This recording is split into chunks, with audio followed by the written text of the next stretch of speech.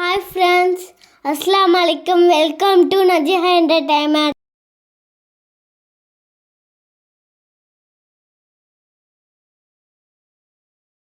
எல்லாரும் எப்படி இருக்கீங்க? நல்லா இருக்கீங்களா? நம்ம சேனலுக்கு ஃபஸ்ட் டைம் வந்து நம்ம சேனல் மறக்காமல் சப்ஸ்கிரைப் பண்ணிங்க. பக்கத்தில் இருக்கிற பெல் பட்டனையும் அழுத்திங்க.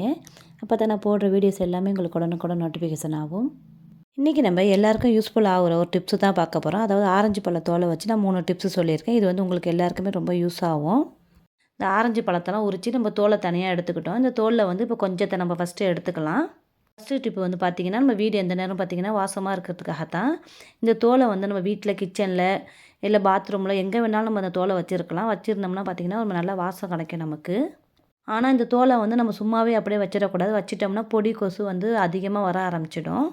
அதனால நம்ம சும்மா வைக்கக்கூடாது. சும்மா வச்சோம்னா நிறைய கொசு வர ஆரம்பிச்சிடும். அதனால் வந்து நம்ம இதேமாரி நெட்டு துணியில் வந்து போட்டு நம்ம கட்டி வச்சிடலாம். இப்படி கட்டிட்டோம்னா இதில் வந்து கொசு முக்காது. இதை வந்து இதேமாரி ஒரு நாடாவை போட்டு நம்ம கட்டிடலாம். கட்டிட்டு நம்ம இதை கிச்சனில் பாத்ரூமில் எங்கே வேணாலும் நம்ம தொங்க விட்டோம்னா இது நல்லா வாசமாக இருக்கும். இந்த டிப்ஸ் உங்களுக்கு பிடிச்சிருந்துச்சின்னா அப்படியே ஒரு லைக் கொடுத்துருங்க. சரி வாங்க அடுத்த டிப்ஸுக்கு போகலாம். இப்போ ஆரஞ்சு பழ தோலை வந்து சின்ன சின்னதாக கட் பண்ணிக்கிட்டு அதை வந்து ஒரு மிக்சியில் போட்டு நம்ம அரைச்சி எடுத்துக்கலாம். இது வந்து உடனே நம்ம போட்டு அரைக்கிறோம். இதை நம்ம அரைச்சி எடுத்து இதை ஃபேஸ் பேக்காக நம்ம யூஸ் பண்ணிக்கலாம். ஆரஞ்சு பழ தோலில் வந்து மினுமினுப்பு தன்மை இருக்குது. இதை ஃபேஸ் பேக்காக நம்ம யூஸ் பண்ணோம்னா நல்ல ரிசல்ட் நமக்கு கிடைக்கும். நம்ம அரைச்சி எடுத்தாச்சு. இதை நம்ம ஃபேஸில் அப்ளை பண்ணோம்னா நமக்கு நல்ல ரிசல்ட் கிடைக்கும். தோல் நல்லா மினுமினுப்பாக ஆகும்.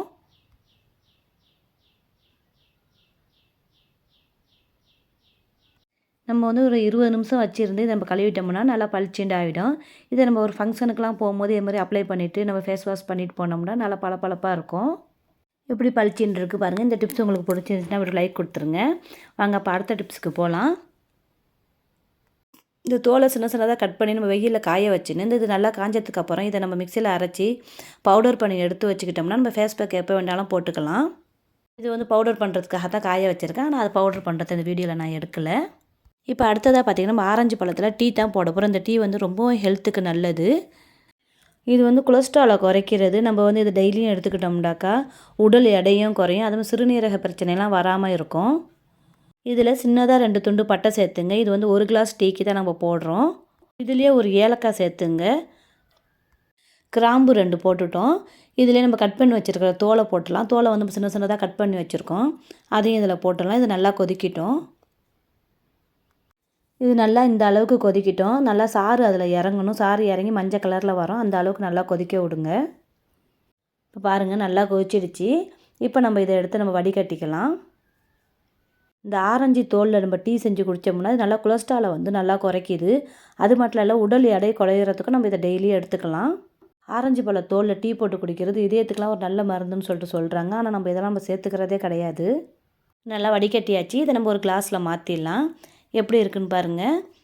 நல்லா மஞ்சள் கலராக இருக்குது. நம்ம எந்த ஒரு ஃபுட் கலர்லாம் எதுவுமே ஆட் பண்ணல. தோல்ற கலர் தான். நீங்களும் வந்து இதுமாதிரி ட்ரை பண்ணி பாருங்கள். இந்த வீடியோ உங்களுக்கு கண்டிப்பாக பிடிக்கும்னு நினைக்கிறேன்.